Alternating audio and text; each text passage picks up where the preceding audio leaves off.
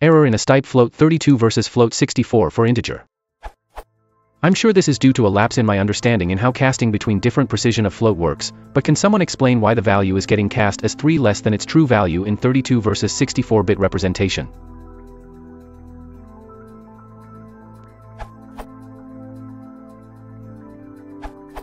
A 32-bit float can exactly represent about 7 decimal digits of mantissa. Your number requires more, and therefore cannot be represented exactly. The mechanics of what happens are as follows. A 32-bit float has a 24-bit mantissa.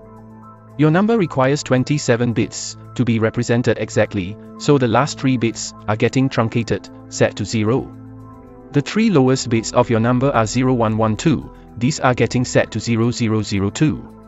Observe that 0112 is 310.